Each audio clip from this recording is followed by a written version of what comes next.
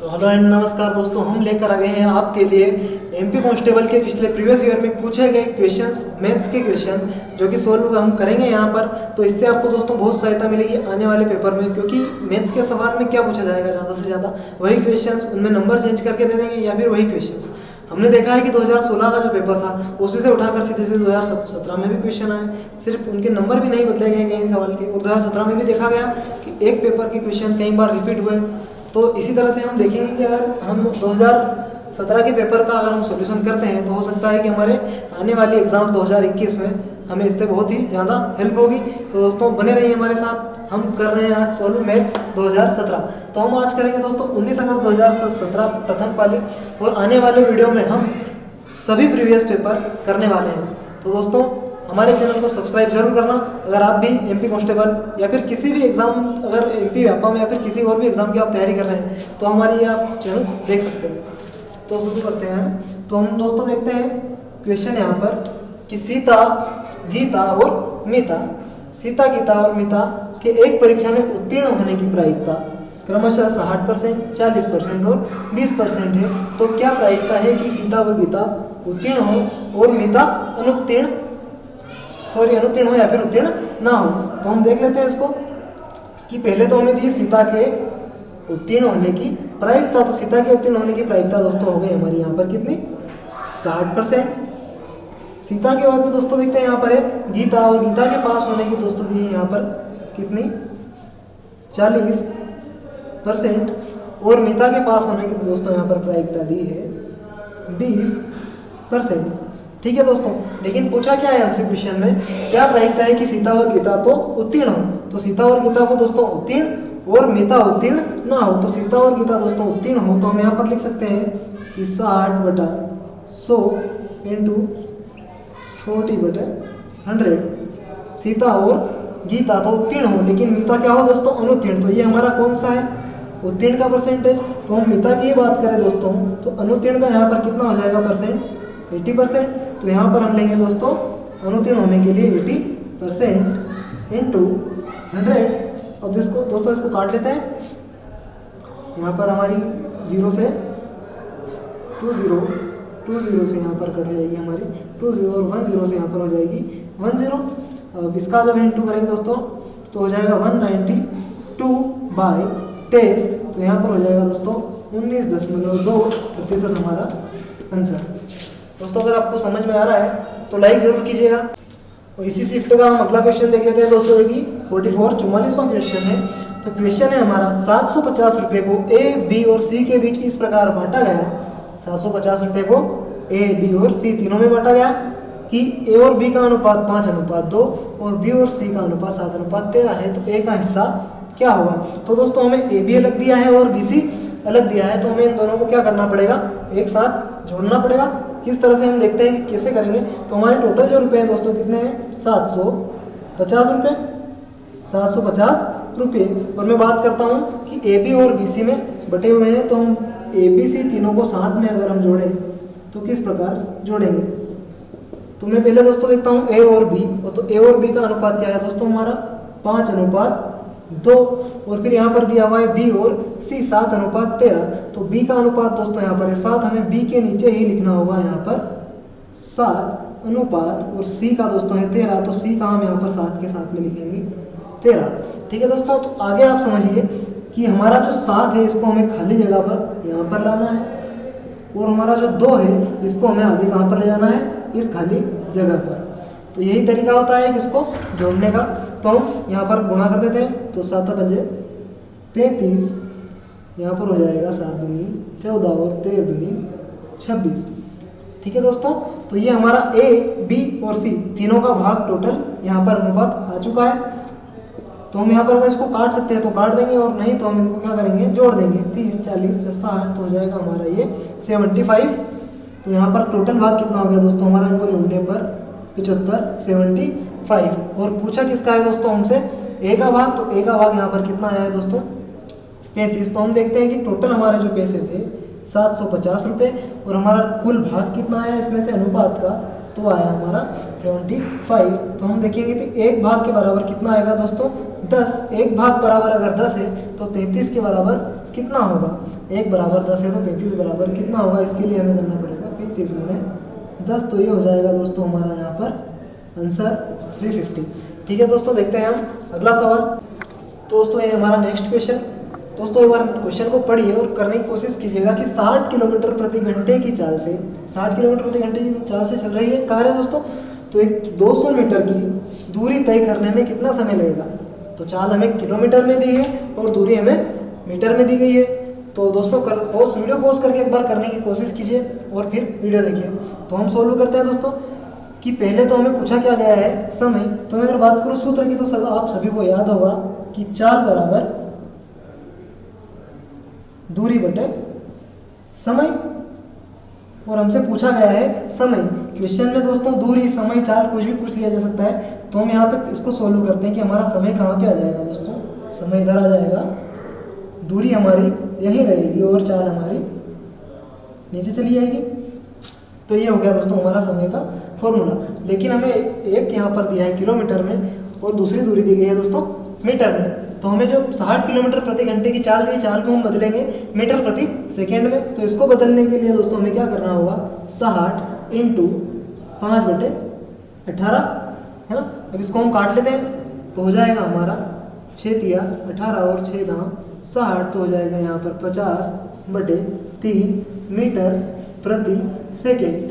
दोस्तों हमारा यहाँ पर क्या आ गया, हमारा चाल आ गई है 50/3 मीटर प्रति सेकेंड, जो कि किलोमीटर में दी थी उसको हमने किस में बदल लिया है यहाँ पर मीटर प्रति सेकेंड में, और जाना हमें 200 मीटर। तो दोस्तों देखिए हम इसको फार्मूले में पुट करना है हमें ओनली। तो हमें समय तो दिया नहीं है दोस्तों, टाइम। तो टी बराबर हमारी दूरी कितनी है दोस्तों 200 मीटर, और हमें बटे में रखनी है चाल। तो चाल को हम रखेंगे 50 और हमें 3 बटे में है तो 3 कहाँ चला जाएगा हमारा ऊपर, और इसका हम इंटू कर लेते हैं। तो ये हो जाएगा हमारा 600/50। इसको काटते हैं दोस्तों तो हो जाएगा हमारा 12। ठीक है दोस्तों, तो 12 में क्या है दोस्तों हमारा 12 सेकेंड है। लेकिन हम देखते हैं कि यहाँ पर हमें ऑप्शन में किस प्रकार दिया गया है, ऑप्शन में हमें मिनट दिए गए हैं और हमारा है 12 सेकेंड। तो हमें सेकेंड को दोस्तों बदलने के लिए हमारा 1 मिनट का कितना हिस्सा है हम निकाल सकते हैं। 1 मिनट में टोटल कितने सेकेंड होते हैं दोस्तों 60। तो मैं लिख सकता हूँ यहाँ पर 12/60। तो यहाँ पर आ जाएगा हमारा 1/5 आंसर। ठीक है, 1/5 हमारा हो जाएगा आंसर। क्या होगा दोस्तों ये मिनट। अगर हमें सेकेंड को बदलना है मिनट में तो हमें मिनट में कितने सेकेंड होते हैं उनसे हमें भाग देना होगा। तो आई होप कि दोस्तों आपको समझ में आ रहा होगा क्वेश्चन। चलिए देखते हैं हम नेक्स्ट क्वेश्चन। तो फ्रेंड्स हमारा ये रहा नेक्स्ट क्वेश्चन 47 नंबर। 743 इंटू 999 743 गुणित 999। बहुत ही आसान सा क्वेश्चन, एक गुणा पूछ लिया दोस्तों, इसका मान क्या होगा। तो हम देखते हैं यहाँ पर है हमारा 743 इंटू हम दोस्तों 999 को क्या लिख सकते हैं, इस तरह से हम लिख सकते हैं 1000 माइनस 1 लिख सकते हैं दोस्तों। तो हम आगे देखते हैं 743 का इंटू हम करेंगे 1000 में, 1000 में यहाँ पर गुणा करेंगे तो क्या हो जाएगा हमारा ये संख्या हो जाएगी। और हमें क्या करना है माइनस इसका गुणा होगा 1 में, तो हो जाएगा हमारा 743। तो दोस्तों क्या हो जाएगा हमारा 10 में से 3 गए तो हो जाएंगे हमारे 7, फिर 9 में से 4 गए तो हो जाएंगे हमारे 5, फिर 9 में से 7 गए तो हो जाएंगे 2। यहाँ पर हो जाएगा दोस्तों 2, 4 और 7, ये हो जाएगा हमारा आंसर। तो क्वेश्चन नंबर 48 देख लेते हैं दोस्तों। पिता व पुत्र की वर्तमान आयु का अनुपात 9:4 है। अनुपात दिया है दोस्तों वर्तमान आयु का 9:4, और आगे है 5 वर्ष बाद उनकी आयु का योग हो जाएगा 75 वर्ष। आयु का योग हो गया दोस्तों 75 वर्ष। तो पिता की वर्तमान आयु क्या होगी। तो हम देख लेते हैं क्वेश्चन को कि हमें क्या दिया गया है, वर्तमान आयु का अनुपात दिया गया दोस्तों। तो एक तरफ होगी पिता की और एक तरफ होगी दोस्तों पुत्र की। तो पिता की क्या दी गई है दोस्तों 9 और पुत्र की दी गई है दोस्तों यहाँ पर 4। ठीक है, तो इनके अनुपात में हम लिखते हैं दोस्तों, तो यहाँ पर x लिख सकते हैं क्योंकि अनुपात हमेशा x में ही होगा। और हम बात करते हैं कि क्या कहा है आगे 5 वर्ष बाद, तो यहाँ पे मैं लिख सकता हूँ 5 वर्ष बाद, तो इसमें भी 5 वर्ष जुड़ेंगे, पिता की आयु में भी 5 वर्ष बाद। और हम बात करें कि पुत्र की आयु में भी यहाँ पर 5 वर्ष जुड़ेंगे। ठीक है दोस्तों, पिता और पुत्र हो गए। इसके बाद में कहा गया है कि उनकी आयु का योग, तो इन दोनों की आयु हो गई और उनका योग यहाँ पर योग हो जाएगा। इक्वल टू हम लिख देंगे दोस्तों 75 जो कि यहाँ पर दिया गया है। ठीक है, तो हम देखते हैं क्या हो जाएगा, 9 और 4 यहाँ पर हो जाएगा 13, x बराबर 5 और 5 10 हो जाएंगे। और दोस्तों जुड़ने के बाद उस साइड में जाएंगे तो 75 माइनस 10, तो यहाँ पे दोस्तों हम लिख सकते हैं 13x इक्वल टू 65 और x बराबर दोस्तों क्या हो जाएगा हमारा यहाँ पर 5, 13 5 65। x बराबर अगर दोस्तों 5 है हमारा, तो हम देखते हैं कि वर्तमान आयु पूछी है किसकी, पिता की, तो पिता का यहाँ पर मान रख देंगे 9x, तो यहाँ पर हो जाएगा 9 इंटू 5 हो जाएगा हमारा दोस्तों यहाँ पर 45 वर्ष। ठीक है दोस्तों, आपको समझ में आया होगा। और फिर इसकी एक ट्रिक बताता हूँ दोस्तों आपको कि पिता और पुत्र की वर्तमान आयु पूछी है और हमें पूछी भी है और दिया भी वर्तमान अनुपात है। तो हम देखते हैं कि पिता का जो अनुपात दिया गया है वो 9 है और पिता की वर्तमान आयु पूछी गई है। तो हमें जो भी अनुपात हमारा होता है दोस्तों वो हमेशा किसके इंटू में होता है, उसकी उम्र के। तो हम देखते हैं कि 9 का गुणा हम करेंगे तो 9 के पहाड़े में ना तो 35 आता है, ना ही 30 और ना ही 40, केवल एक ही ऑप्शन यहाँ पर दिया है जो 9 के हमारे इंटू में आता है 45 वर्ष। तो इस तरह से भी आप आंसर को देख सकते हैं और चेक कर सकते हैं। देखते हैं दोस्तों नेक्स्ट क्वेश्चन। तो क्वेश्चन नंबर 49 है दोस्तों, कितने रुपए का 20% रुपये 400 के बराबर होगा। यहाँ पर क्वेश्चन है दोस्तों कि कितने रुपए का 20% रुपये 400 के बराबर होगा। तो हम लिख सकते हैं कितने रुपए, मतलब यहाँ पर 100 रुपये का मतलब गुणा 20%। 20% की जगह पर हम क्या करेंगे दोस्तों, परसेंट के लिए यहाँ पर लगा दिया हमने 100। किसके बराबर होगा दोस्तों, 400 400 के बराबर होगा। तो यहाँ पे हम लिख सकते हैं कि x into 20 equal to 400 into 100, 400 गुणित 100। तो ये दोस्तों हमारा यहाँ पर हो जाएगा, इसको काट देते हैं, इसे बचे 100। तो x बराबर दोस्तों हमारा क्या हो जाएगा, 2000 हमारा हो जाएगा आंसर। बहुत ही इजी क्वेश्चन था दोस्तों। देखते हैं नेक्स्ट क्वेश्चन। तो दोस्तों क्वेश्चन नंबर 50 नंबर क्वेश्चन है दोस्तों, 12 आदमियों द्वारा किसी कार्य को 9 दिनों में पूरा किया जा सकता है। 12 आदमियों द्वारा दोस्तों 9 दिनों में पूरा किया जा सकता है। तो 6 दिन कार्य करने के बाद उसके साथ 6 आदमी और जुड़ जाते हैं, तो अब काम पूरा करने में कितने दिन और लगेंगे। तो दोस्तों देखते हैं कि 12 आदमी 9 दिन में पूरा कर सकते हैं, मतलब कार्य कितना होगा दोस्तों हमारा 12 गुणित 9 दिनों में कितना काम करेंगे। तो हमारा काम इस तरह से निकाल सकते हैं हम दोस्तों, 108 हमारा काम हो जाएगा, 12 9 की 108। लेकिन क्या किया दोस्तों कि उन्होंने 6 दिन ही कार्य किया। ठीक है, करना था 9 दिन, 108 काम करना था, लेकिन उन्होंने 6 दिन कार्य किया। तो 12 गुणित 6 उन्होंने कार्य किया। तो उन्होंने कार्य कितना किया दोस्तों, केवल 72 ही काम किया, करना कितना था 108। तो दोस्तों हम देखें कि हमारा काम कितना बचेगा यहाँ पर, तो हो जाएगा 6 और यहाँ हो जाएगा हमारा 3, 36 काम हमारा दोस्तों अभी भी बचा हुआ है। लेकिन आगे उसने बोला कि उसके साथ 6 आदमी और जुड़ जाते हैं, मतलब पहले थे 12 लेकिन अब और कितने जुड़ गए 6, तो यहाँ पर हो जाएंगे 18 व्यक्ति गुणित कितने समय में दोस्तों, यहाँ पर 9 और यहाँ पर 6 दिन। तो यहाँ पर हमारे दिन हो जाएंगे x, जो कि हमें निकालना और बाकी सब हमें दिया हुआ है। तो हमारा 18 उधर जाएगा, तो हो जाएगा x बराबर 36/18। तो यहाँ पर हो जाएगा 18 दूनी 36। तो आंसर हमारा क्या हो जाएगा दोस्तों, 2 दिन हमारा हो जाएगा यहाँ पर आंसर। आई होप दोस्तों आपको समझ में आया होगा। तो फ्रेंड्स नेक्स्ट क्वेश्चन था हमारा 51।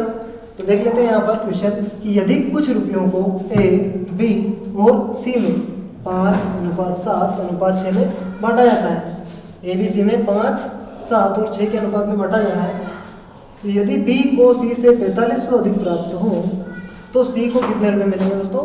बहुत ही इजी क्वेश्चन है। तो देखते हैं हम कि यहाँ पे A अनुपात B अनुपात C हमें दिया हुआ है। क्या अनुपात दिया है दोस्तों, 5:7:6। अब दोस्तों क्वेश्चन में क्या बोल रहा है कि B को C से यहाँ पर देखते हैं दोस्तों कितना अंतर है, हमें दिखाई दे रहा होगा दोस्तों यहाँ पर 6 से 7, B को C से कितने अधिक मिल रहे हैं, 1 अधिक। लेकिन इस 1 के कारण कितने अधिक मिल रहे हैं दोस्तों, 4500 रुपये। तो हमारे 1 के बराबर क्या हो जाएगा यहाँ पर 4500। ठीक है, अब क्वेश्चन में दोस्तों पूछा गया है कि C को कितने रुपए मिलेंगे और C का भाग दोस्तों यहाँ पर कितना है टोटल 6। तो हमारा 1 बराबर अगर 4500 है तो 6 बराबर क्या होगा, 6 गुणित 4500। ठीक है दोस्तों, इसका गुणा कर लेते हैं हम, तो हमारे 0 0 ऐसे भी जाएंगे, 6 पंजे 30, 80 की 3 6 6 24 और 3 हो जाएगी दोस्तों हमारे 27,000। ये हमारा हो गया आंसर। क्वेश्चन नंबर 52 दोस्तों कि ए बी से 2 साल बड़ा है, ए बी से 2 साल बड़ा है जो कि सी की आयु का 2 गुना है। अब जो कि दिया है दोस्तों, तो इससे जस्ट पहले हमारा कौन था, बी, तो बी के बारे में कहा गया है।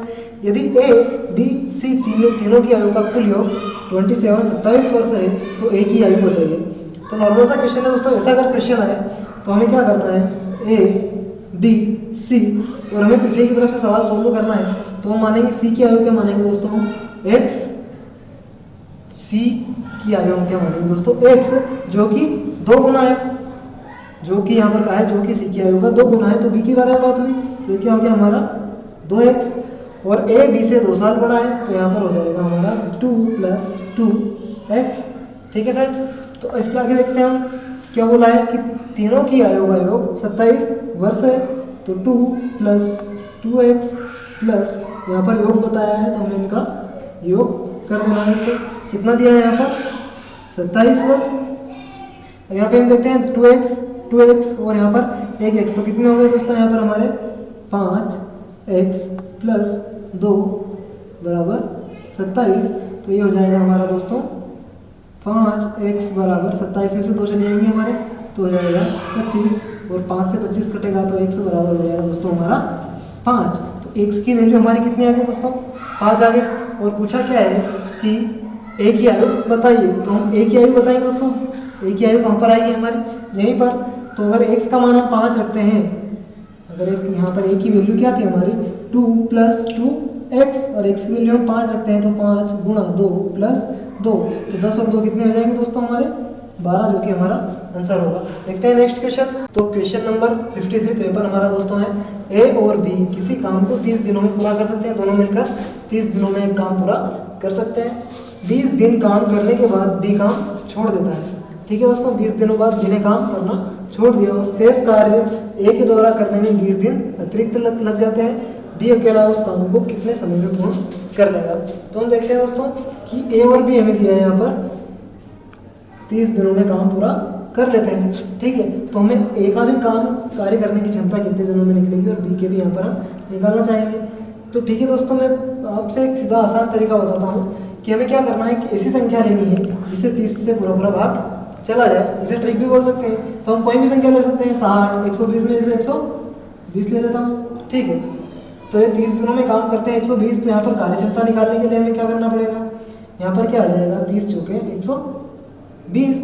ठीक है, तो इनकी कार्य क्षमता ए और बी की कितनी हो गई दोस्तों 4 की कार्य क्षमता हमारी यहाँ पर आ गई है। आगे क्या बोला है कि 20 दिन काम करने के बाद बी काम छोड़ देता। काम कितने दिनों किया दोस्तों इन्होंने 20 दिन। तो एक कार्य क्षमता एक की बात करें तो 4, तो 20 दिनों में कार्य क्षमता इनका कार्य कितना हो जाएगा 80 कार्य। ठीक है, 20 दिनों में इनका कार्य कितना हो गया 80 कार्य और टोटल था 120। तो बचा हुआ काम कितना हुआ दोस्तों, बचा हुआ काम कितना हुआ, बचा हुआ काम है यहाँ पर 40 काम दोस्तों बचा हुआ है, जो कि कौन कर रहा है अकेला ए कर रहा है। और कितने दिनों में कर रहा है 20 दिनों में। तो यहाँ से मैं अगर 40 में 20 से भाग दे देता हूँ तो कार्य क्षमता आ जाएगी किसकी, अकेले की ए की। तो ए की कार्य क्षमता हमारी आ जाएगी यहाँ पर भाग देने पर दोस्तों 2। अगर मैं बात करूँ ए की कार्य क्षमता 2 है तो 4 में से बी की कार्य क्षमता कितनी बची, तो वो भी हो जाएगी हमारी 2। तो पूछा है यहाँ पर कि बी अकेला उस पूरे कार्य को कितने समय में कर लेगा। तो बी की कार्य क्षमता कितनी है दोस्तों 2 और टोटल काम है 120। तो एक्स की कार्य क्षमता हम निकालेंगे तो 120/2 = हमारा हो जाएगा 60 दिन। ये हमारा हो गया आंसर। ठीक है दोस्तों, आई होप आपको सवाल समझ में आया होगा। देखते हैं नेक्स्ट क्वेश्चन। तो दोस्तों क्वेश्चन नंबर 54, एक व्यापारी 4800 के अंकित मूल्य की एक वॉशिंग मशीन। दोस्तों अंकित मूल्य क्या होगा 4800 और उस पर 15% और 5% की क्रमिक छूटों पर उस मशीन को खरीदता है। यदि वह 124 रुपये और इसके परिवहन पर भी खर्च करता है और बाद में क्या करता है दोस्तों 13% लाभ पर बेचता है, तो उस मशीन का विक्रय मूल्य क्या है ये हमें याद करना है। तो देखते हैं दोस्तों इसका पहले तो अंकित मूल्य देखते हैं कितना था 4800। ठीक है, और हमें इसका क्रय मूल्य निकालना है। तो इसकी जो छूट मिली है पहली 15% छूट मिली है तो यहाँ पर कितना हो जाएगा दोस्तों हमारा 85/100 मशीन का क्रय मूल्य। लेकिन क्रमिक छूट हमें यहाँ पर 5% और मिली है तो 95/100 और हो जाएगा हमारा दोस्तों। और क्रय मूल्य निकालने के लिए दोस्तों, क्रय मूल्य निकालने के बाद जितना भी इस पर खर्च हुआ ये भी इस मशीन का मूल्य हो जाएगा। तो इसमें क्या करेंगे कि इसके परिवहन पर जो खर्च हुए हैं 124 रुपये, वो भी इसमें जोड़ देंगे प्लस 1 2 का 4। ठीक है, अब आगे देखते हैं दोस्तों कि पहले इसको काट लेते हैं हम 2 0 से 2 0, फिर इसको काट लेते हैं हम 5 से 20 बार में, 5 से 17 पंजे 85, 5 से 4 बार में और 19 पंजे 95, फिर 4 से काटे 4 एकम 4, 4 दूनी 8। ठीक है, इनका हम गुणा कर लेते हैं। तो ये गुणा मैंने कर लिया दोस्तों, यहाँ पर आ जाएगा गुणा हमारा क्या आएगा 3876 गुणा दोस्तों आप कर लेना 12 17 और 19 का, प्लस दोस्तों हमारा क्या बचा यहाँ पर 1 2 4 इक्वल टू दोस्तों इनका योग करेंगे हम तो हो जाएगा हमारा यहाँ पर 4000। तो मशीन का मूल्य क्या हो गया दोस्तों हमारा 4000, और इसको उसने क्या किया 13% लाभ पर बेच दिया। तो इसको मैं लिख देता हूँ 4000 गुणे 13% लाभ, तो यहाँ पर क्या हो जाएगा दोस्तों 113/100। तो यहाँ पर ये हमारा कट जाएगा। और अब हम गुणा कर लेते हैं दोस्तों 4 से 4 की 12 की 2 से की 1, 4 एकम 4 और 5 और 4 एकम 4 और पीछे हमारा बचेगा 0। तो 4520 दोस्तों हमारा यहाँ पर इसका आंसर हो जाएगा। नेक्स्ट क्वेश्चन 55, स्थिर जल में एक नाव की चाल 10 किलोमीटर प्रति घंटा है। नाव की चाल क्या होगी दोस्तों हमारी बोट की 10 किलोमीटर प्रति घंटा। ठीक है, उसके बाद में दोस्तों धारा की चाल हमें दी हुई है 5 किलोमीटर प्रति घंटा। तो हमारी जो स्ट्रीम धारा की चाल कितनी होगी दोस्तों हमारी 5 किलोमीटर प्रति घंटा। धारा की दिशा में दोस्तों क्या बोला है यहाँ पर ध्यान से, धारा की दिशा में, तो धारा की दिशा में चलना है 5 किलोमीटर दूरी। जब धारा की ही दिशा में जाना है तो हमारी बोट की और स्ट्रीम नाव की और धारा की दोनों की चाल क्या हो जाएगी दोस्तों जुड़ जाएगी। और जाना कितना हमें 5 किलोमीटर, तो फॉर्मूला वही होगा दोस्तों चाल बराबर दूरी बटा समय, चाल बराबर दूरी बटा समय। तो हमारी चाल दोस्तों क्या हो गई है हमारी यहाँ पर दोनों की जुड़ जाएगी चाल। तो 10 और 5 15 किलोमीटर प्रति घंटा, 15 किलोमीटर प्रति घंटा हमारी चाल हो गई। ठीक है दोस्तों, और दूरी हमें कितनी दी है 5 किलोमीटर, और समय हमें टाइम ज्ञात करना है, निकालना है। तो इसको हम इस तरह से लिख सकते हैं दोस्तों कि t बराबर हमारा 15 कहाँ चले जाएगा नीचे और 5 हमारा ऊपर ही रहेगा। तो ये हो जाएगा हमारा 1/3। तो 1/3 यहाँ पर क्वेश्चन हमसे क्या पूछा है दोस्तों कि नाव को कितने मिनट लगे। तो मिनट में अगर हमें निकालना है तो हमें 1/3 का गुणा करना पड़ेगा यहाँ पर 60 से। तो ये हो जाएगा दोस्तों हमारा 20 मिनट, और ये होगा हमारा आंसर। ठीक है दोस्तों, देखते हैं हम नेक्स्ट क्वेश्चन। तो इसी शिफ्ट का हमारा क्वेश्चन है दोस्तों 56 नंबर का क्वेश्चन। इसी शिफ्ट में हम देखते हैं कि दो व्यक्तियों की आयु का अंतर 2 वर्ष है। दो व्यक्तियों की आयु का अंतर दिया हुआ है हमें और उनकी आयु का योग 144 के वर्गमूल के बराबर है। तो बड़े वाले की आयु कितनी होगी। बहुत ही इजी क्वेश्चन है दोस्तों। दो व्यक्ति हम मान लेते हैं, पहला व्यक्ति होगा हमारा x और दूसरा व्यक्ति हम मान लेते हैं कौन होगा y। तो यहाँ पे पहले क्या दिया है हमें अंतर दिया है, तो पहले हम अंतर निकाल लेते हैं। x और y का अंतर कितना है दोस्तों 2 वर्ष। ठीक है, और उनकी आयु का योग, उनकी आयु का जो योग है x प्लस y कितना है 144 के वर्गमूल के बराबर। तो 144 का वर्गमूल क्या होगा डायरेक्ट ही लिख देते हैं हम 12 144 का हमारा हो जाएगा वर्गमूल, और इसको हम सोल्व कर लेते हैं। तो यहाँ पे हो जाएंगे हमारे 2x और y से y हमारा कट हो जाएगा बराबर 12 और 2 14 हो जाएंगे दोस्तों। और x बराबर हमारा कितना हो जाएगा 7। x बराबर कितना हो गया दोस्तों हमारा 7। तो इसका मान हम कहीं पर भी रख सकते हैं। तो हम अगर यहाँ पे रखते हैं कि x का मान अगर हमारा 7 है प्लस y बराबर 12, तो हमारा y की वैल्यू आ जाएगी 7 उधर गया तो बचे हमारे कितने 12 में से 7 गए तो 5। तो y की वैल्यू 5 और x की वैल्यू 7। तो बड़ा वाला कौन सा है दोस्तों x। तो हमारा आंसर हो जाएगा 7 जो कि बड़े वाले की आयु। देखते हैं हम नेक्स्ट क्वेश्चन। तो क्वेश्चन है हमारा a की आयु पुत्र से 6 गुनी है। a की आयु पुत्र से 6 गुनी है और a के पिता की आयु उससे 40 वर्ष अधिक है। ठीक है, वह उनकी सबकी आयु का योग 118 वर्ष है। सबकी आयु का योग कितना दिया है यहाँ पर 118। इससे पहले ही हमने थोड़ा सा एक क्वेश्चन किया था सेम। तो a की आयु ज्ञात कीजिए। तो उस पिछले क्वेश्चन में मैंने कहा था आपसे कि हमें कहाँ से लेना है, पीछे से ही लेना है। तो a की आयु पुत्र से 6 गुनी है। पुत्र से 6 गुनी a की आयु है। तो हम सबसे पहले पुत्र को मान लेते हैं हम यहाँ पर। ये हमारा हो गया कौन, जो पुत्र है वो x मान लेते हैं। और a की आयु पुत्र से 6 गुनी हमें कहा गया है सवाल में, तो 6x। a के पिता की आयु उससे 40 वर्ष अधिक है। तो a के पिता जो है यहाँ पर मैं लिख देता हूँ a के पिता ए से कितने हैं 40 वर्ष बड़े हैं, तो यहाँ पर 40 वर्ष कितने 40 है ना, 40 वर्ष बड़े हैं किससे, ए से। ठीक है, अब तीनों की आयु का योग यहाँ पर कहा है, तो तीनों की आयु का योग मैं लिख देता हूँ 40 प्लस 6x, योग बोला है तो हम प्लस कर देंगे सबको, 6x प्लस फिर x इक्वल टू हमें योग कितना दिया है यहाँ पर 118, 118 हमें इनका योग दिया जाता है। 6 और 6 12, 101 हो गया हमारा 13, x इक्वल टू 118, 118 में से हम क्या करेंगे 40 जाएंगे, 118 में से दोस्तों 40 गया तो कितने बचेंगे शायद 78, 118 में से 40 जाएंगे तो हाँ 78 बचेंगे, तो x इक्वल टू 13 78, तो हमारा x क्या आ गया दोस्तों यहाँ पर 6 आ गया। और हमें किसकी आयु पूछी है, a की आयु, तो a कहाँ पर है हमारा, a यहाँ पर है, तो x की वैल्यू अगर 6 है तो x की जगह पर हम 6 रखेंगे तो क्या हो जाएगा 6 × 6 इक्वल टू 36, तो a की आयु कितनी हो जाएगी दोस्तों हमारी 36। ये हो गया हमारा क्वेश्चन सोल्व। नेक्स्ट क्वेश्चन है हमारा 50 विद्यार्थियों के प्राप्तांकों का औसत 75 है, 50 की जो प्राप्तांक है उनका औसत कितना है 75 है। यदि एक विद्यार्थी द्वारा प्राप्त 86 अंकों को गलती से क्या कर दिया 36 लिख दिया गया तो सही औसत क्या होगा।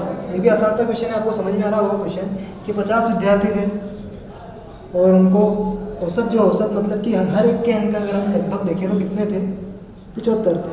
ठीक है, तो हम बात करें टोटल अंक कितने होंगे, तो यहाँ पे गुणा कर लेते हैं 25 का 5 80 का 2 7 25 36 37 और एक हमारा आ गया 0, तो ये हमारा टोटल औसत जो कि पिछला है। लेकिन क्या हुआ यदि एक विद्यार्थी द्वारा प्राप्त 86 अंक, जिसे 86 अंक प्राप्त हुए थे उसे क्या लिख दिया गलती से 36 लिख दिया, मतलब कि कितना कम लिख दिया 6 में से 6 0, 8 में से 3 5, 50 अंक कम लिख दिए। 50 अंक क्या किया दोस्तों कम लिख दिए, मतलब 3750 ये 50 कम लिखे हैं, तो हमें क्या करना पड़ेगा बढ़ाना पड़ेगा, तो कितना हो जाएगा हमारा 3800 हो जाएगा। 50 इसमें हम क्या करेंगे ऐड कर देंगे तो 50 हमारे जुड़ जाएंगे यहाँ पर। ठीक है, आगे हम देखते हैं, ये हो गया 3800। अब हमारे टोटल विद्यार्थी कितने हैं 50 है, तो हम क्या करेंगे इसका औसत निकालने के लिए यहाँ पर 50 से भाग दे देंगे, 0 से 0 कट जाएगी हमारी, 5 7 35, यहाँ पर आएंगे 30 और 5 की 30, तो नया औसत कितना हो गया दोस्तों हमारा 76 यानी कि 76।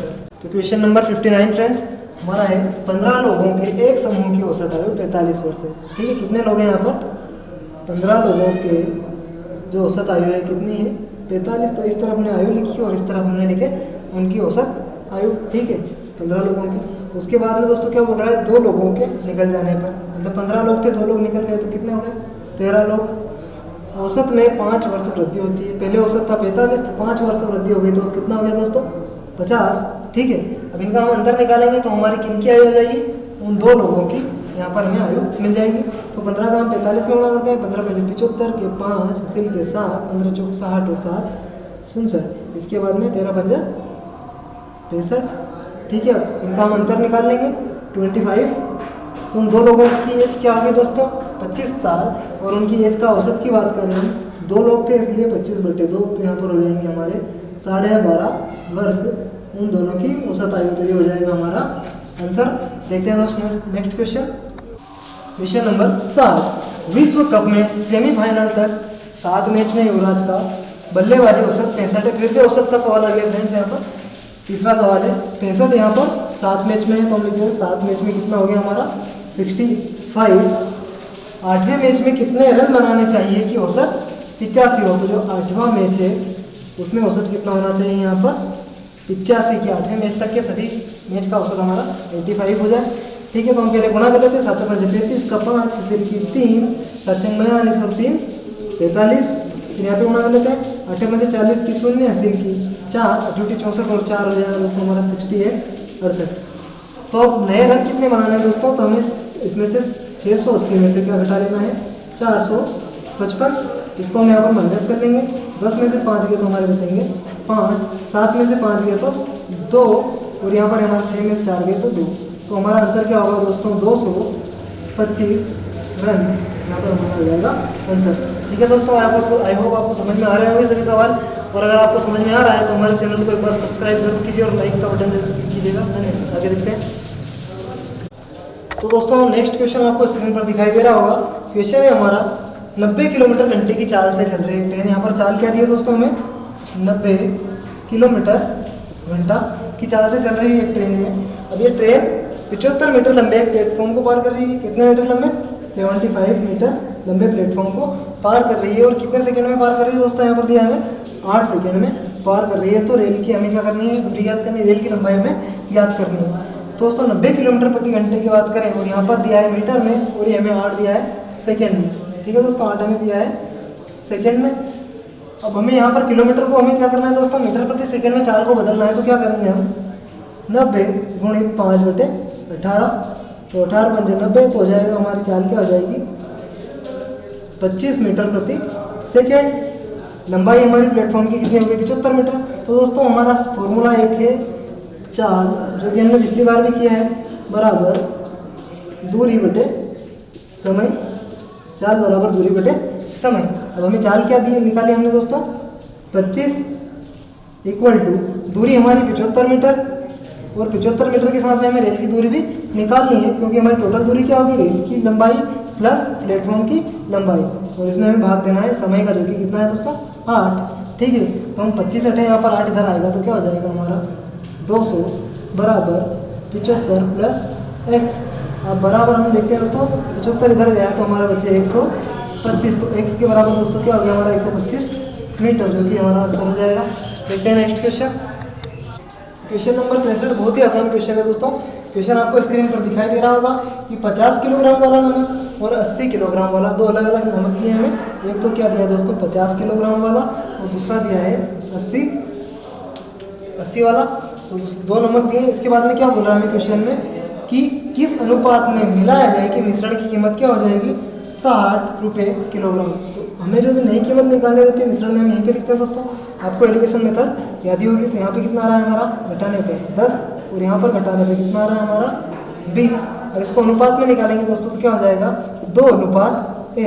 ठीक है दोस्तों, क्या अनुपात बन गया हमारा? 2:1। यही क्वेश्चन था शायद हमारा, और ये हमारा हो जाएगा आंसर।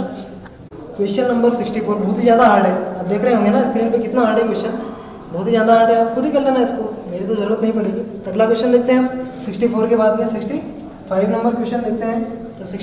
तो क्वेश्चन नंबर 65 देख लेते हैं। हमें औसत निकालने को कहा है। औसत निकालना बहुत ही आसान है, सबको जोड़ना है, और जितनी संख्या है 6 संख्या 6 से भाग देना उसमें। 8 और 2 10, 10 और 6 16, 16 और 4 20, 20 और 4 24, और 2 जाएंगे हमारे 26 के 6, और 80 का रहा दोस्तों हमारा 2।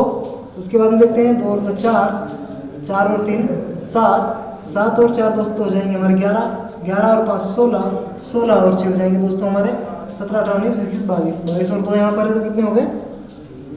24, 246 इनका योग होगा, और 6 संख्याएं हैं तो हमें 6 से भाग देना है। तो क्या हो जाएगा? 6 चौक 24, 6 एकम 6, 41 हो जाएगा हमारा आंसर। देखते हैं नेक्स्ट क्वेश्चन। दोस्तों क्वेश्चन नंबर 66 क्या हमारा आपको स्क्रीन पर दिखाई दे रहा है कि एक परीक्षा में 36% विद्यार्थी अंग्रेजी में और 40% विद्यार्थी हिंदी में फेल हो गए। यदि दोनों विषयों में फेल विद्यार्थियों की संख्या 20 है तो पास हुए विद्यार्थियों की संख्या कितनी है? तो दोस्तों हम इसे वेन आरेख से समझ लेते हैं। ठीक है, तो एक तरफ है हमारे हिंदी के और एक तरफ है अंग्रेजी के, और क्वेश्चन में हमें दिया है कि यहाँ पर एक तरफ तो हमारे हिंदी में 36% और अंग्रेजी में 40% विद्यार्थी फेल हुए, और 20 दोनों में, तो दोनों में जो जगह है वहाँ पर हमारे 20 फेल हो गए। ठीक है, और 36 हिंदी में तो 20 तो पहले ही हो चुके हैं, तो 36 करने के लिए इसमें कितना जोड़ना है दोस्तों? 16। ठीक है, और यहाँ पर अंग्रेजी में 40 है तो 40 में से 20 तो हमारे हो चुके हैं, तो बचे कितने हमारे? 20। ठीक है दोस्तों, अब पूछा क्या गया है टोटल कितने विद्यार्थी हो रहे हैं? तो 5 विद्यार्थी पूछे हैं, तो 20 और 20 हमारे कितने हो गए? 40, 50, और टोटल हो गया हमारे यहाँ पर 56। तो 56% हमारे फेल हो गए, और बचे कितने यहाँ पर? हमारे बचे 44%। 44% क्या होंगे दोस्तों यहाँ पर? पास। तो हमारा आंसर क्या होगा? 44%। ठीक है, देखते हैं नेक्स्ट क्वेश्चन। दोस्तों क्वेश्चन नंबर 67 यहाँ पर क्वेश्चन है हमारा, एक त्रिभुज जो है इसका क्षेत्रफल दिया हुआ है 150 सेंटीमीटर इसके और इसके बाद में क्या दिया है? इसके आधार और लंबाई का अनुपात दिया है। तो इसका आधार और लंबाई का अनुपात दिया है हमें, क्या दिया है? 3:4, और इसका क्षेत्रफल भी हमें दिया है 150 सेंटीमीटर स्क्वायर। तो क्षेत्रफल का फॉर्मूला क्या होता है दोस्तों? 1/2 गुणित आधार के साथ क्या है यहाँ पर? लंबाई। क्षेत्रफल का फॉर्मूला है दोस्तों तो क्षेत्रफल के फॉर्मूले इसको पुट करते, क्षेत्रफल हमें कितना दिया हुआ है यहाँ पर 150, ठीक है, सेंटीमीटर स्क्वायर 1/2। आधार यहाँ पर हमें अनुपात में दिया है, तो हो जाएगा हमारा गुणित 3x गुणित लंबाई हो जाएगी हमारी 4x। आगे हल करते हैं, इसको 2 से काट देता हूँ मैं यहाँ पे, ठीक है। अब हमारे यहाँ पर 150 इक्वल टू 3 दूनी 6 और x का x में गुणा करेंगे तो हो जाएगा हमारा x²। फिर आगे देख लेते हैं हम इसको x², इसको और काट के देख लेते हैं।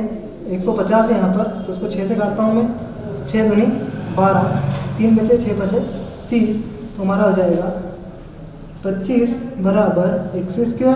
और यहाँ पर स्क्वायर में अगर हटाता हूँ तो 25 किसका स्क्वायर है दोस्तों, तो x बराबर हमारा हो जाएगा 5। हमसे पूछा क्या है दोस्तों, क्वेश्चन में पूछा है आधार बताइए, तो आधार हमारा क्या है 3x। आधार हमारा क्या था 3x, तो 5 दिया, हम 5 का क्या करेंगे गुणा 3 में कर देंगे, तो हमारा आधार आ जाएगा 15। इसकी हमारी लंबाई हो जाएगी 15 सेंटीमीटर। ठीक है दोस्तों, चलते हैं नेक्स्ट क्वेश्चन पे।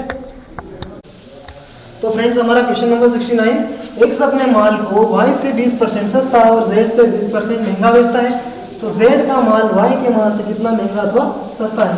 तो हम सबसे पहले क्या करना है, हमें x, y और z को लिख लेना है। अब हम मान लेते हैं कि z कितना है हमारा 100 है, ठीक है। और क्या बोल रहा है कि x अपने माल को y से 20% सस्ता और z से 20% महंगा। z से 20% महंगा अगर x है तो कितना हो जाएगा 120। और आगे की लाइन देखिए दोस्तों कि x अपने माल को y से 20% सस्ता, y से 20% सस्ता, मतलब ये अगर y से 20% कम है तो 120 कितना होगा, 20% अगर कम है तो 80 होगा, ठीक है। और हमें निकालना कितना है, y निकालना है जो कि 100% निकालना है। तो हम इसको काट लेते हैं यहाँ पे, 0 से 0, 8 एकम 8 और यहाँ पर 4 हो जाएंगे, 8 पंजे 40, तो कितना हो जाएगा हमारा 15 गुणित 10 150, ठीक है। क्वेश्चन में बोल रहा है z का मान y के मान से, z का मान y के मान से, मान लीजिए दोस्तों, मान नहीं, z का मान y के मान से कितना महंगा अथवा सस्ता है। तो z का मान y के मान से कितना महंगा अथवा सस्ता है, कितना महंगा अथवा सस्ता आपको दिख रहा है दोस्तों, y से कितना सस्ता है 150, ठीक है। तो हम यहाँ पे लिख लेते हैं 150 का कितना % बराबर 50। उसको सोल्व कर लेते हैं आगे हम, तो हमारा आ जाएगा x बराबर, यहाँ पर क्या कर लेंगे दोस्तों 5 0 0 0, तो नीचे आ जाएंगे हमारे 50 150, तो यहाँ पर आ जाएगा 15 3 45, फिर यहाँ पर आ जाएंगे हमारे 5, फिर 15 3 45 दशमलव, फिर 5 आएंगे दोस्तों, तो यहाँ पर 3 3 का क्रम चलता रहेगा, हमारा आंसर हो जाएगा 33.33। क्वेश्चन नंबर 70, 2004 में एक नई शर्ट की कीमत 250 रुपये थी, जबकि 2005 में यह 400 रुपये की हो गई। इस समय के बीच शर्ट की कीमत में कितने % की बढ़ोतरी हुई। फिर से बहुत ही आसान क्वेश्चन है दोस्तों कि 1 साल का यहाँ पर गैप आया, 1 साल का अंतर, और पहले कीमत 250 हो गई 400। तो मुझे एक बात बताइए कि 400 और 250 कितने का अंतर हुआ दोनों में, 150 रुपये का, ठीक है। 150 का अंतर आया, कितने की बढ़ोतरी हुई 150 की, और किस पे हुई बढ़ोतरी 250 पे हुई, ठीक है। इसलिए हम क्या करेंगे यहाँ पर 100 का गुणा कर देंगे, सीधी बात है। यहाँ पर 1 0 से 1 0, 5 दूनी 10, 50 25 और यह हो जाएगा 5 3 15, तो 30 दूना कितना हो जाएगा दोस्तों यहाँ पर 60%। तो ये हो गया हमारा। नेक्स्ट क्वेश्चन 71, बहुत ही आसान क्वेश्चन आ रहे हैं दोस्तों, इस एग्जाम का ये पेपर था, बहुत ही आसान था। रवि के स्टैम्प संग्रह में 2/7 भारतीय स्टैम्प है, मतलब 7 में से 2 भारतीय स्टैम्प है और शेष विदेशी स्टैम्प है। तो भारतीय विदेशी स्टैम्प का अनुपात बताइए। अब दोस्तों जब 2/7 यहाँ पर कहा गया है कि भारतीय है, 2/7 कितने हैं दोस्तों यहाँ पर भारतीय है, भारतीय 7 में से मतलब कि 2 है, सीधी बात है यहाँ पर कि भारतीय 2 7 में से कितने हैं 2 है। तो यहाँ पर 2 अगर भारतीय है 7 में से, भारतीय अगर 7 में से 2 है तो विदेशी कितने बचे, 7 में से 2 गए तो दोस्तों कितने बचेंगे 5, विदेशी हो जाएंगे हमारे 5। तो हमारा क्या हो जाएगा, भारतीय विदेशी का अनुपात हो जाएगा 2:5, ये हमारा आंसर होगा। नेक्स्ट देखते हैं, नंबर अगला हमारा 72 है। हम -1/5 को किस संख्या से गुणा करें जिससे गुणनफल 9/25 हो। तो -1/5 को हम किस संख्या से गुणा करेंगे, मैं लिखता हूँ -1/5 को किस संख्या से गुणा करें। तो हमें यहाँ पे x लिख देता हूँ, संख्या में पता नहीं x मान लेते हैं, और क्या आना चाहिए हमारा 9/25। बहुत ही इजी क्वेश्चन हो गया। तो यहाँ पे क्या आ जाएगा हमारा गुणा होने पर इसको उधर ले आते हैं, -x इधर कर देते हैं, उधर हो जाएगा हमारा 9/25 और 5 यहाँ से चला जाएगा ऊपर, तो गुणित 5। ठीक है दोस्तों, इसको आगे हल करता हूँ तो 5 से 5 बार में कट जाएगा, तो यहाँ पे आ जाएगा हमारा x बराबर -9/5 और ये हो जाएगा हमारा आंसर। बहुत ईजी क्वेश्चन था। एक व्यक्ति एक वस्तु 550 रुपये में बेचता है, जिससे वह क्रय मूल्य का 1/10 लाभ प्राप्त करता है। ये हमारा विक्रय मूल्य हो गया, और 1/10 का लाभ प्राप्त करता है, लाभ प्रतिशत क्या होगा।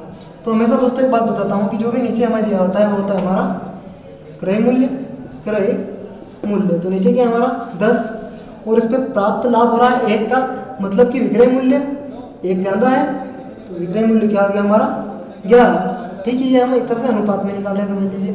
अगर विक्रय मूल्य यहाँ पर हम इससे देखें 11 और यहाँ पे देखें तो हमारा विक्रय मूल्य कितना है 550, तो हमारे 1 की वैल्यू निकालें तो 11×5 = 55। ठीक है, 1 की वैल्यू कितनी आ रही है हमारी 50 आ रही है, 1 बराबर हमारा यहाँ पर क्या आ रहा है 50। ठीक है, और 1 बराबर 50 और 10 बराबर कितना हो जाएगा 10 बराबर हो जाएगा हमारा 500। अब हमारे पास क्रय मूल्य भी आ गया है, विक्रय मूल्य भी आ गया, लाभ प्रतिशत निकालना और आसान हो गया। तो हमारे यहाँ पर लाभ कितना हो रहा है 50 का लाभ हो रहा है, और कितने पर हो रहा है, हम हमेशा लाभ जो निकालते हैं वो क्रय मूल्य पर ही निकालते हैं, आपको पता ही होगा। तो हम लाभ प्रतिशत निकाल लेते हैं, 2 0 से 2 0 और 5 दाम 50, मतलब कि 10% हो जाएगा हमारा लाभ, जो कि हमारा आंसर है। ठीक है दोस्तों, आगे होगा आपको समझ में, चलते हैं आगे। ठीक है दोस्तों, यदि 3x + 2y = 12 तथा xy = 6, तो 9x² + 4y² क्या होगा। तो बहुत ही आसान है ये भी, कि 3x + 2y = 12। तो विधि विधान से अगर हम करें तो हमें क्या करना है, दोनों पक्षों का हमें स्क्वायर करना है। ठीक है, इसका भी और इसका भी हम स्क्वायर कर लेते हैं, तो a² + b² आपको याद ही होगा, तो a² हो जाएगा हमारा, डायरेक्ट कर देता हूँ मैं स्क्वायर, तो a² हो जाएगा हमारा 9x² प्लस दूसरा हो जाएगा हमारा 2y, तो यहाँ पर हो जाएगा 4y², और फिर हमारा हो जाएगा आगे 2ab, तो 2ab 3 दूनी 6, और यहाँ पर हो जाएगा 12xy इक्वल टू हो जाएगा हमारा यहाँ पर 144, 12 का स्क्वायर। ठीक है, अब आगे देखते हैं हम, तो हमारा यहाँ पर दिया है x और y = 6 में दिया हुआ है यहाँ पे, तो हम यहाँ पर इसका मान पुट कर देते हैं, यहाँ पर रख देते हैं, तो 9x² + 4y² प्लस 12 गुणित xy की जगह पर हम क्या रख सकते हैं 6 रख सकते हैं, यहाँ पर फिर से ऐसा ही लिख देता हूँ, तो 9x² + 4y², और जो हमारा 12 6 72 जो है प्लस में उधर जाएगा, तो हम इधर डायरेक्ट लिख देता हूँ मैं 144 माइनस 72, तो हमारा आंसर आ जाएगा यहाँ पर 9x² + 4y² बराबर 4 में से 2 गए तो 2 बचेंगे, और 14 में से 7 गए तो 7, तो हमारा 72 देखिए यहाँ पर, तो 9x² + 4y², तो हमारा आ चुका है 72, हमारा आंसर होगा। देखते हैं अगला क्वेश्चन। देखते हैं, एक वृत्त में यदि जीवा CD की तुलना में AB केंद्र O के अधिक निकट है, तो पहले हम बना लेते हैं वृत्त, यहाँ पे बना लेता हूँ मैं, कि मान लीजिए एक हमारा वृत्त है और ये इसका केंद्र है। ठीक है, क्या बोला है इसमें, वृत्त में यदि जीवा CD की तुलना में, जीवा CD की तुलना में, एक जीवा कोई भी बना देते हैं हम, जीवा जैसे मैंने बना दी CD की तुलना में AB केंद्र O के अधिक निकट है, और AB ये हमारा केंद्र है, तो AB केंद्र के अधिक निकट है, मतलब AB हमारी कहाँ पे हो जाएगी, केंद्र के अधिक पास में हो जाएगी।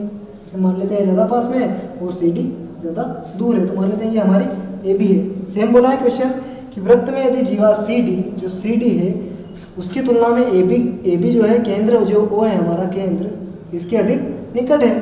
ठीक है, तो अब हमें बताइए दोस्तों कि ज़्यादा बड़ी कौन सी होगी, ज़्यादा बड़ी वही होगी जो कि केंद्र के पास में होगी, क्योंकि उसी जगह पर गोले की जो है क्षेत्रफल वहाँ पे जो बढ़ जाएगा यहाँ पर। तो हम देखते हैं कि बड़ी हमारी AB होगी, तो कहाँ पे AB बड़ी है, AB बड़ी है CD से। CD क्या होगी दोस्तों, जितनी दूर दूर ही रखा जाएगी CD मान लीजिए, और यहाँ पर दूर गई तो और छोटी हो जाएगी। AB निकट है और CD दूर है, तो CD क्या हो जाएगी, जितनी दूर जाएगी उतनी छोटी होती जाएगी। ठीक है, तो AB पास में है तो बड़ी और CD दूर है तो छोटी, तो ये हमारी होती है जीवा, और जो केंद्र वो काटती हुई वहीं रखा जाती है दोस्तों, तो हो जाता है व्यास। तो हम कहाँ पे देख लेते हैं, यहाँ पर ए बी बड़ी है सी डी से, तो हमारा ऑप्शन नंबर सी सही होगा। देखते हैं नेक्स्ट क्वेश्चन। तो अगला क्वेश्चन हमारा, एक मंदिर में 25 बेलनाकार स्तंभ है, 25 स्तंभ है और प्रत्येक की त्रिज्या दी है हमें 28 सेंटीमीटर और ऊंचाई 4 मीटर। दोस्तों त्रिज्या हमें सेंटीमीटर में दी है और ऊंचाई हमें मीटर में दी है 4 मीटर।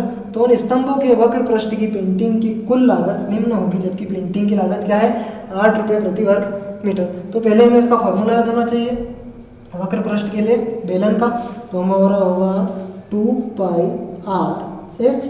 ठीक है दोस्तों, अब 2πr/h होगा तो 2 गुणित पाई का मान होता है हमारा 22/7 गुणित हमें त्रिज्या क्या दी है दोस्तों 28, लेकिन यहाँ पर क्या दिया हमें, ऊंचाई दी है 4 मीटर। तो ये सबको हम मीटर में बदल लेते हैं, तो त्रिज्या जो हमें सेंटीमीटर में दी है इसे हम क्या कर लेते हैं, मीटर में बदलने के लिए 100 से भाग दे देंगे। इसके बाद मैं काट देता हूँ, 7 चौके 28 और 22 का 2 में करेंगे तो 44, और 44 का हम 16 में गुणा करेंगे दोस्तों, तो यहाँ पे आ जाएगा 44 का 16 में करने पर 704 बटे, ये 100 नीचे रहेगा तो 2 जीरो से मैं यहाँ पे 7.04 कर देता हूँ, यह आ जाएगा हमारा 7.04। ठीक है दोस्तों, अब जब क्षेत्रफल हमारा मतलब हमारा यहाँ पर वक्र पृष्ठ आ चुका है 7.04, तो इसके बाद में हम देखते हैं कि टोटल स्तंभ कितने, ये एक स्तंभ आ गया, तो टोटल स्तंभ हमारे हैं 25, 7.04 गुणित 25 हो जाएगा। और लेकिन हर स्तंभ की लागत भी अलग दी है यहाँ पर प्रति वर्ग किलोमीटर के हिसाब से, तो यहाँ पर 8 रुपये ये भी हो जाएंगे हमारे। तो हमारा टोटल आंसर कितना हो जाएगा दोस्तों, 1408 रुपये। ठीक है, 1408 रुपये हमारा आंसर हो जाएगा। चलते हैं नेक्स्ट क्वेश्चन की तरफ। नेक्स्ट क्वेश्चन देखते हैं हमारा, मेरी आयु 12 वर्ष के बाद उस आयु की 3 गुना हो जाएगी जितनी 4 वर्ष पूर्व मेरी आयु थी। तो वर्तमान आयु याद कीजिए, तो इसको हम ऑप्शन से करने की कोशिश करेंगे। तो देखते हैं, यहाँ पर हमें 3 चीज़ें दी गई हैं। ठीक है, एक तो हमें दिया है यहाँ पर 4 वर्ष पूर्व, कितने वर्ष पूर्व, 4 वर्ष पूर्व, और उस तरफ हमें दिया है कितना, यहाँ से 12 वर्ष बाद की बात की है, 12 वर्ष बाद 3 गुनी हो जाएगी जितनी 4 वर्ष पूर्व थी। अगर हम ऑप्शन रखें दोस्तों, तो वर्तमान आयु पूछा, तो वर्तमान आयु हमारी यहाँ पर आएगी। सबसे पहले हम पहला यही ऑप्शन रख के देते हैं कि 10 अगर हमारी आयु वर्तमान है तो 4 वर्ष पूर्व यहाँ पर दिया है, 4 वर्ष पूर्व, 10 से 4 वर्ष पूर्व 6, और 10 से 12 वर्ष पूर्व कितनी हो जाएगी, 22। लेकिन यहाँ पर एक और बात की है कि 12 वर्ष के बाद उस आयु की 3 गुना हो जाएगी, तो 12 वर्ष के बाद में इस आयु की 3 गुनी, 6 क्या होता है दोस्तों 18। तो हमारा ऑप्शन यहाँ पर गलत साबित हो रहा है, तो हम दूसरा ऑप्शन रख के देख लेते हैं। यहाँ पर दूसरा ऑप्शन दिया है हमें 12 वर्ष। ठीक है, 12 वर्ष। फिर क्या कहा है, 4 वर्ष पूर्व जो थी, 4 वर्ष पूर्व क्या होगी 8, और 12 वर्ष से 12 वर्ष बाद कितनी हो गई 24, और 12 वर्ष पूर्व वाली से क्या होगी 3 गुना होगी। तो हम चेक कर लेते हैं, यहाँ पर 3 वर्ष और 3 गुना हो रही है, 8 या 24, 8 गुणित 3। यहाँ पर हमारा आंसर ऑप्शन से सही हो रहा है दोस्तों, तो हमारा आंसर क्या हो जाएगा, 12 हो जाएगा। ऑप्शन से करना दोस्तों बहुत ही आसान होता है, बहुत ही अच्छा होता है। अगर आप ऑप्शन से करेंगे तो आप जो क्वेश्चन आपका 2 मिनट में हो रहा है उसे आप 30 सेकंड में आसानी से हल कर पाएंगे, और भी जल्दी हल कर पाएंगे अगर आप और फास्ट करेंगे। मैं समझा रहा था इसलिए मुझे थोड़ा समय लग रहा है। ठीक है दोस्तों, तो देखते हैं हम अगला क्वेश्चन। तो दोस्त अगला सवाल है हमारा कि बहुपद ज्ञात कीजिए, और हमें 4 ऑप्शन दिए हैं। तो 4 ऑप्शन में हम देखते हैं बहुपद कौन सा होगा। बहुपद यहाँ पे नहीं होगा क्योंकि यहाँ पर घात माइनस में आ गई है। यहाँ पर भी देखो, यहाँ पर हमें बटे में, बहुपद मतलब बहुत पद, ज़्यादा पद, तो यहाँ पर भी जब बटे में संख्या हो, माइनस में घात हो या फिर घात बटे में हो, तो वह बहुपद नहीं रहता है। बहुपद वही होगा जो कि एक नॉर्मल दर्जे में दिया हो। तो हमारा बहुपद कौन सा होगा, बहुत ही आसान क्वेश्चन था ये भी, ऑप्शन नंबर सी होगा। अब देखते हैं हम अगला क्वेश्चन 79। नेक्स्ट क्वेश्चन देख लेते हैं, छोटी से छोटी संख्या जो 1100 से गुणा करने पर पूर्ण वर्ग हो जाए। तो वर्ग करने के लिए हमें सीधी सी बात होती है कि लस ले लेते हैं, और लस मतलब कि हमें क्या करना है, इसके गुणज। तो 1100 की गुणनखंड हम करते हैं 2 गुणित 2 गुणित 5 गुणित 5 गुणित क्या हो गया यहाँ पर 11। ठीक है, यहाँ पर हो गया 11। तो देखिए यहाँ पर 2 बार आ गए, 5 भी 2 बार आ गए, तो 11 अब कितनी बार आना चाहिए, 1 बार और आना चाहिए। यही हो सकता है, इसके अलावा और कोई हो नहीं सकता, क्योंकि 2 बार यहाँ पर एक इनका जोड़ा बन गया, फिर 5 का जोड़ा बन गया। क्या है 1100 का लसा, 1100 का लसा लेकर देख लीजिएगा, तो यही आएंगे हमारे 2 गुणित 2 गुणित 5 गुणित 5 गुणित 11। अब यहाँ पर 11 एक ही बार है, तो दूसरी बार क्या आना चाहिए, और 11 आना चाहिए। 11 कहाँ पर है हमारा, ऑप्शन नंबर ए। या फिर आप इस तरह से देख लीजिए, 11 का 11 में गुणा करेंगे हम, ऐसे भी आ रहा हमारा 121 जो कि हमारा वर्ग होता है। और दूसरी संख्या में भी आप गुणा करके देख सकते हैं, लेकिन ये आसान हमारा सबसे आसान तरीका रहेगा, सबसे बढ़िया तरीका रहेगा। तो इस तरह से कीजिएगा आप। नेक्स्ट क्वेश्चन हम चलते हैं अगले क्वेश्चन की तरफ। नेक्स्ट क्वेश्चन है दोस्तों हमारा संख्या 1 से लेकर 25 में से अभाज्य संख्या होने की संभावना क्या है। अब संभावना प्रायिकता जिस तरह से होते हैं तो इसमें अनुकूल बटे कुल लिखते हैं। तो अनुकूल मतलब कि अभाज्य संख्या कितनी हो सकती है इसमें से, टोटल में से अभाज्य संख्या देखते हैं हम दोस्तों। तो हम सबसे छोटी अभाज्य संख्या हमारी 2, 2 के बाद 3, 3 के बाद 5, तो मैं लिख देता हूँ यहाँ पर 2, 3, 5, 7, 8, 9, 10, फिर 11, 13, 17, 19, 19 के बाद में दोस्तों 23, कितनी हो गई हमारी 3, 3, 6 और 3 9 संख्या। मतलब अभाज्य संख्या कितनी है हमारे पास 9, और टोटल संख्या कितनी है हमारे पास 1 से लेकर 25 तक। तो संभावना क्या होगी हमारी 9 बटे 25, और यही होगा हमारा आंसर। दोस्तों ये हमारा पहला पेपर हुआ था 2017 में MP कांस्टेबल का, उसके हमने अधिकतम सॉल्यूशन करने की कोशिश की। बाकी कुछ सवाल 1-2 हमारे छूट भी रहे हैं। हम अगले वीडियो आने वाले हैं, इसी के लेकर हर हफ्ते में हम एक वीडियो जरूर डालेंगे। और अगर आप देखना चाहते हैं प्रीवियस पेपर से दोस्तों, ऐसा है कि अगर आप इन्हें सॉल्व करेंगे तो आने वाले पेपर जो भी आने वाले साल में पेपर होंगे हमारे, उन्हें करने में बहुत ही आसानी होगी। आपको पता चलेगा कि हमारे पेपर कैसे आते हैं, व्यापम का पेपर बनता कैसा है, कितना ईजी होता है। बहुत ही सरल पेपर होता है। मैं जब बोलना चाहता हूँ कि बहुत ही ईजी पेपर होता है। अगर कोई भी 1 या 2 महीने अगर अच्छा पढ़ाई करता है तो आसानी से इस एग्ज़ाम को क्लियर कर सकता है। तो आप भी अगर कर रहे हैं MP कांस्टेबल की तैयारी तो हमारे चैनल को सब्सक्राइब जरूर कीजिएगा। हम अभी आगे आने वाले वीडियोस में आपके लिए science, reasoning, maths, MP GK और MP कांस्टेबल, MP SI और MP व्यापम की जितनी भी एग्जाम्स होती है उनसे संबंधित रिलेटेड कई सारे वीडियोज़ डालने वाले हैं। धन्यवाद। चैनल को सब्सक्राइब जरूर कीजिएगा, लाइक जरूर कीजिएगा और शेयर जरूर कीजिएगा। धन्यवाद दोस्तों। जय हिंद, जय भारत।